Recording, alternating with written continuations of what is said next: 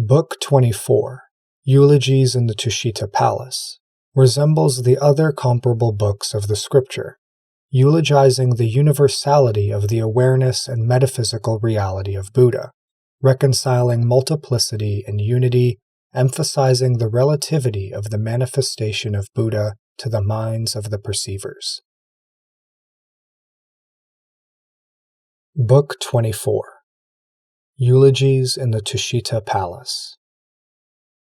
Then, due to the spiritual force of the Buddha, a great enlightening being from each of the 10 directions, each accompanied by as many enlightening beings as atoms in 10,000 Buddha lands, came to where the Buddha was, from worlds beyond lands as numerous as atoms in 10,000 Buddha lands.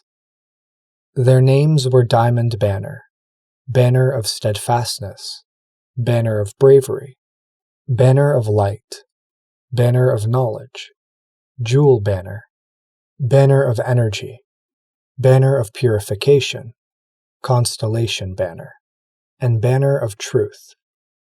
The worlds they came from were called Fine Jewel World, Fine Music World, Fine Silver World, Fine Gold World, Fine Crystal World, Fine Diamond World, Fine Lotus World, Fine Blue Lotus World, Fine Sandalwood World, and Fine Fragrance World. They each purified and cultivated religious practice with Buddhas, the names of which Buddhas were Banner of Inexhaustibility, Wind Banner, Banner of Liberation, Banner of Dignity, Banner of Understanding of Characteristics, Banner of Eternity, Banner of Supreme Excellence, Banner of Freedom, Banner of Purity, and Banner of Observation. When those enlightening beings arrived at the Buddha's spot, they prostrated themselves before the Buddha. Then, by the Buddha's mystic power, he magically produced lion seats of masses of beautiful jewels covered with nets of jewels all around, and the hosts of enlightening beings, according to the direction from which they had come, sat on those seats. Their bodies all emanated countless beams of pure light.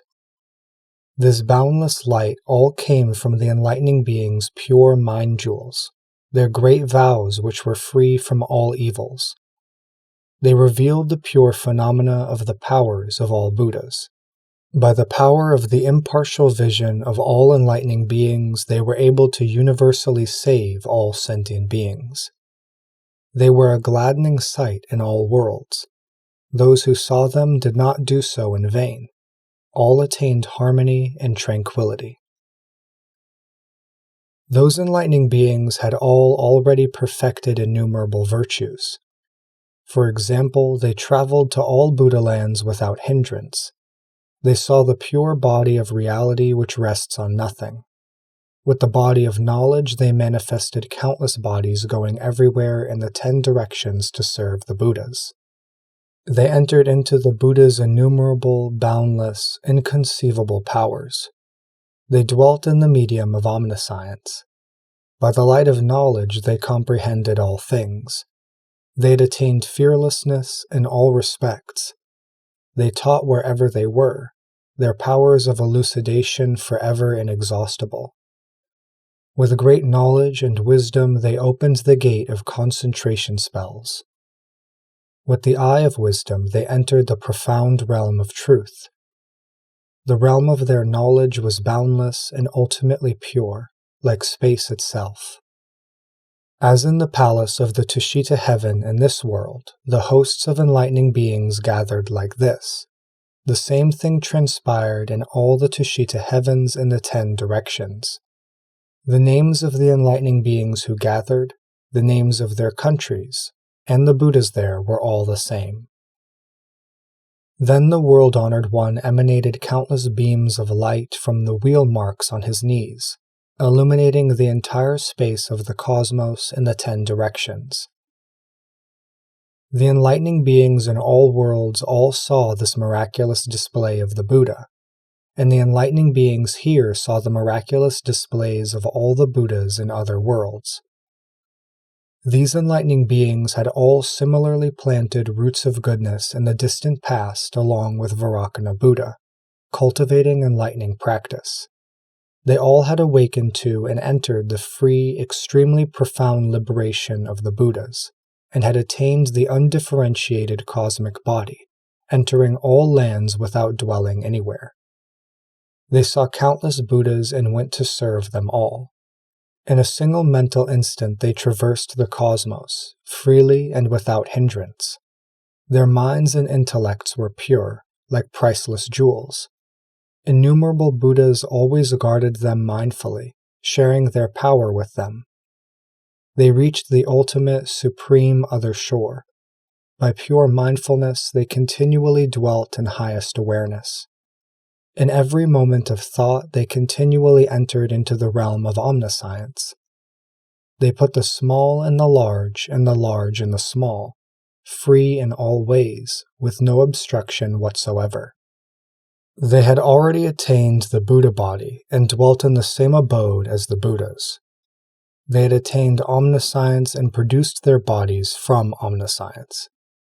They were able to enter the spheres of action of all enlightened ones. They opened up innumerable gates of knowledge and wisdom. They reached the other shore of indestructible great knowledge, attained adamantine concentration, and cut off all doubts and confusion. They had attained the autonomous spiritual powers of Buddhas, teaching and taming countless numbers of sentient beings in the lands of the 10 directions. Though they had no attachments to any categories or phenomena, they were able to learn and develop ultimate skill in use of doctrines and to establish all teachings conducive to enlightenment. Hosts of enlightening beings with such infinite treasuries of all inexhaustible pure virtues of past, present, and future, all came and assembled at the Buddha's place. The same thing occurred at the places of all the Buddhas revealed by the light. Then the enlightening being Diamond Banner, empowered by the Buddha, looked over the 10 directions and said in verse, "The Buddha does not appear in the world, and has no extinction either. By the power of his great original vow, he demonstrates his freedom. This truth is inconceivable. It is not in the sphere of mind. When knowledge reaches the other shore, one then sees the realm of the Buddhas.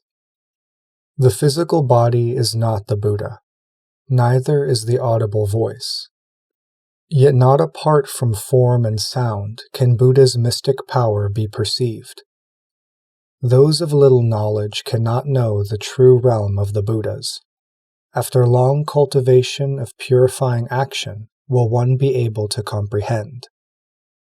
The truly awake comes from nowhere, and also goes nowhere. The pure, refined physical body appears through spiritual power. Manifesting the body of an enlightened one in innumerable worlds, widely expounding the subtle teachings, his mind has no attachments. His knowledge, being boundless, comprehends all things. Entering everywhere in the universe, he manifests autonomous powers. Sentient beings and all phenomena he comprehends unhindered. Everywhere manifesting physical forms, he is omnipresent in all lands. If you want to see omniscience and soon attain highest awareness, you should, with pure, clear mind, cultivate enlightening practice. If any see such mystic powers of the enlightened one, they should serve the Supreme Honored One and not give rise to doubt. Then the enlightening being Banner of Steadfastness, empowered by the Buddha, looked over the 10 directions and said in verse, "The enlightened one is incomparable, most profound, inexplicable, beyond all manner of speech, pure as space itself.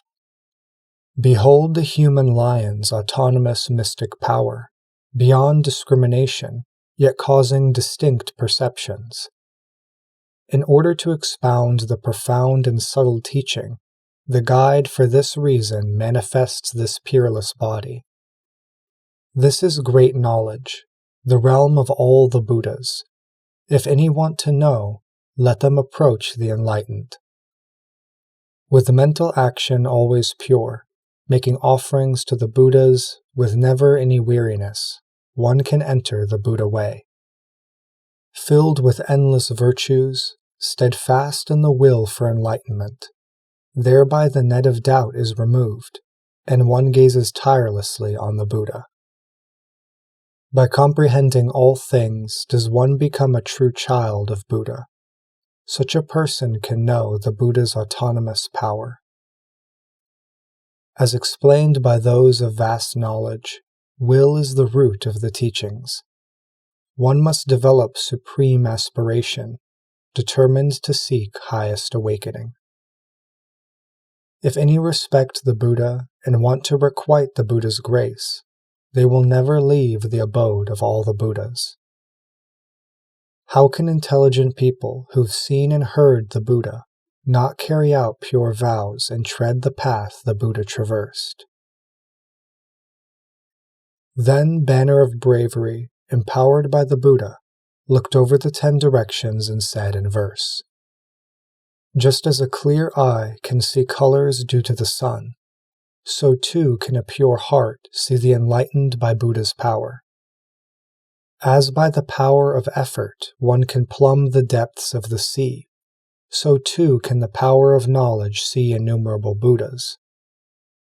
As in a fertile, watered field, whatever's planted will grow, so does the ground of a pure mind produce enlightened qualities. As a man who's found a jewel mine is forever freed from poverty, an enlightening being finding the Buddha teaching is free from defilement, pure in mind. Just as a true panacea can eliminate all toxins, Buddha's teaching too is like this. It annihilates all afflictions. Truly genuine teachers are praised by the enlightened. Through their spiritual power, we get to hear the Buddha teachings. Even if for countless eons one gave precious things to Buddha, if one doesn't know the real nature of Buddha, this is not called giving. Infinite characteristics adorn the Buddha's body, yet it is not in physical form that the Buddha can be seen. The enlightened one, truly awake, is peaceful, never moving, yet can manifest his body throughout all worlds in the 10 directions. Just as space itself is unborn and unperishing, so is the truth of the Buddhas, ultimately birthless and deathless. Then Banner of Light, empowered by the Buddha, looked over the 10 directions and said in verse, "In the human and celestial realms, and all the worlds there are, they see everywhere the enlightened one's body of pure, wondrous form. Just as the power of one mind can produce various minds, so can one Buddha body manifest all Buddhas everywhere. Enlightenment is non-dual, and also has no marks, yet in the realm of duality, he manifests a glorified body. Comprehending the nature of things is empty, their origination like apparitions, his realm of actions inexhaustible. Thus does the guide appear. Pure is the reality body of all Buddhas of all times. They manifest sublime physical forms wherever and however people need to be taught. The enlightened do not think, "I'll produce such a body." They manifest spontaneously without discriminating. The realm of reality is undifferentiated and also has no basis, and yet in the world it manifests countless bodies. The Buddha's bodies are not emanations, and yet not other than emanations. In the reality where there are no emanations, he appears to have emanated forms.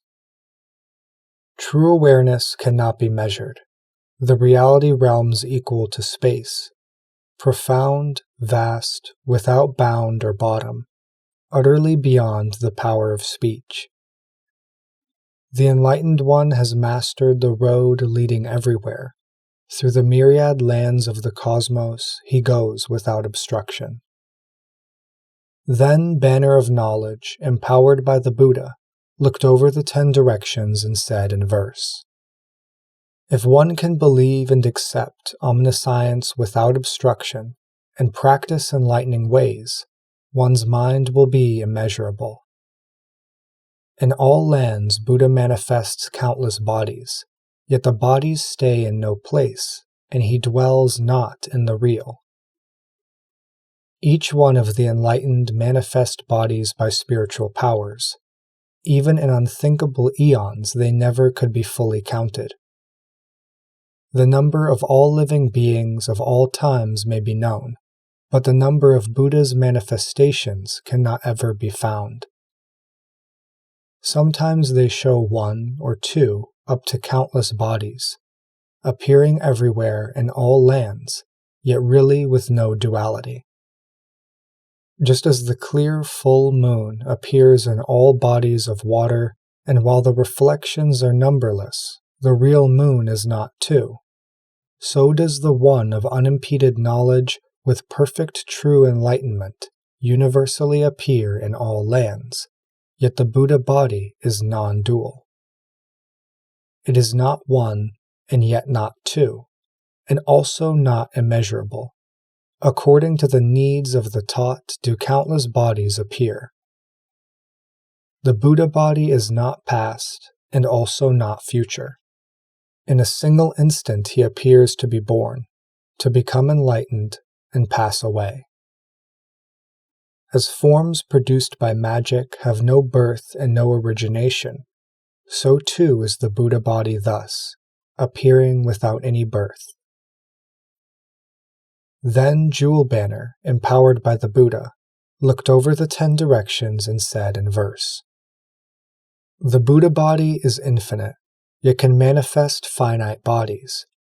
According to what needs to be seen does the guide appropriately appear. The Buddha body has no location, yet fills all places. Like space, it's boundless. Such is its inconceivability. It is not in the province of mental function, and mind does not arise therein. In the realm of the Buddhas, ultimately there's no birth or death. Like what is seen by clouded eyes is neither internal nor external, so also you should know is the world's vision of the Buddhas. In order to benefit living beings do the enlightened ones appear in the world. Sentient beings see them as coming forth, but in reality there is no such thing. A Buddha cannot be seen, in terms of a land, or day or night, nor indeed can one be seen in terms of years, months, or moments. Sentient beings say Buddha was enlightened on a certain day, but enlightenment in reality is not bound to time. The enlightened are beyond discrimination, not of the world, they transcend all accounts. All guides of past, present, and future appear in this way. Just as the pure orb of the sun doesn't conjoin with the dark night, yet we speak of such and such a day and night. So is the principle of the Buddhas. Though the ages of past, present, and future do not conjoin with the enlightened, yet we speak of the Buddhas of past, present, and future. Such is the principle of the guides. Then Banner of Energy, empowered by the Buddha, looked over the 10 directions and said in verse, "All the guides' bodies are the same, as are their meanings. Throughout the lands of the 10 directions they appear variously according to needs. Observe the honored sage. His activity is most unique. He fills the entire cosmos and everything that's in it. The Buddha body is not within, and also not outside.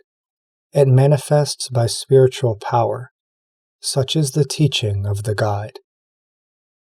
According to deeds accumulated in former times by the various species of living beings, such various different bodies appear, each one dissimilar. Thus the bodies of the Buddhas are infinite, uncountable. Except for the Great Enlightened One, no one can conceive of them. Just as the self, being inconceivable, cannot be grasped by mentation, so too the inconceivability of Buddhas is not manifested by mentation. Just as all things originate due to multiple conditions, so also does seeing Buddha necessarily depend on many good works. Just as the wish-fulfilling jewel can satisfy beings' hearts, so can the teachings of the Buddhas completely fulfill all aspirations. In infinite lands the guides appear in the world. In accord with the power of their vows, they respond in every place. Then Banner of Purification, empowered by the Buddha, looked over the 10 directions and said in verse, "The light of great knowledge of the enlightened universally purifies all worlds. Once the worlds are purified, he reveals the enlightening teachings. Even if people want to see Buddhas as numerous as sentient beings, the Buddha responds to their wishes, yet really comes from nowhere. With Buddha as the object, concentrating continuously, one can see Buddhas as many as thoughts. Carrying out pure ways, fulfilling virtues, one can concentrate unremittingly on omniscience. The guides expound teachings to beings in accord with their needs. Wherever any can be taught, he manifests the supreme incarnation. The bodies of Buddha and the world's beings are all without self. Realizing this, he attains true awakening and also explains it to others. All the human lions, with boundless powers of freedom, manifest bodies equal to thoughts, those bodies each being different. As are the bodies of the beings of the worlds, so too are the bodies of Buddhas. When one really knows their inherent nature, that is called Buddhahood. The enlightened see and know all, clearly comprehending all things. Buddhahood and enlightenment are both ungraspable. The guide has no coming or going, and also no place of abode. Departing from all delusions is called true, perfect enlightenment. Then Constellation Banner, empowered by the Buddha, looked over the 10 directions and said in verse, "The realizer of thusness, without dwelling anywhere, abides in all lands, going to all lands, seen in all places. Buddha manifests all bodies, according to sentient beings' minds, attaining the way, teaching the truth, and finally passing utterly away. The Buddhas are inconceivable. Who can conceive of the Buddhas? Who can see the truly awake? Who can manifest the Supreme? All things are thus, and so are the states of the Buddhas. There's not a single thing in thusness that has birth or death. Sentient beings erroneously discriminate. This is the Buddha, this is the world. For one realizing the true nature of things, there's no Buddha and no world. The realizer of thusness appears before all, causing sentient beings to believe and rejoice. But the essence of Buddha is ungraspable, and they are not seeing anything either. If one can in the world depart from all attachments with unimpeded mind, joyful, one will awaken to the truth. That manifested by spiritual power is what is called Buddha. Though one search in all times, past, present, or future, it has no existence at all. If one can know in this way the mind and all things, one will know and see all, and soon become enlightened. In words are expressed the powers of Buddhas. but true enlightenment transcends words, though it be provisionally explained by words. Then Banner of Truth, empowered by the Buddha, looked over the 10 directions and said in verse, "It's better to always experience all the pains of the world than to be apart from the Buddha and not see Buddha's mystic powers. If there are any sentient beings who have not yet set their minds on enlightenment, if they once hear the name of Buddha, they'll surely attain enlightenment. People with knowledge and wisdom, once they set their minds on enlightenment, will surely become supreme Buddhas. Have no doubt of that. The mystic power of the enlightened is rarely encountered even in countless ages. If you engender a single thought of faith, you'll soon ascend to the highest path. Even if in every instant you give offerings to countless Buddhas, if you don't know the real truth, this is not to be called offering. If you hear such a teaching, the Buddhas are born from this. Though you experience countless pains, you'll not quit enlightening practices. Once having heard of great knowledge, the state entered by the Buddhas, everywhere in the universe, you'll become a guide of all times. Though one pass the whole future traveling to all Buddha lands, if one doesn't seek this wondrous truth, one will never become enlightened. Sentient beings from beginningless past have long revolved in birth and death. They do not know the real truth, so Buddhas come forth in the world. Truths cannot be destroyed, and no one can destroy them. The great light of mystic power is revealed throughout the world.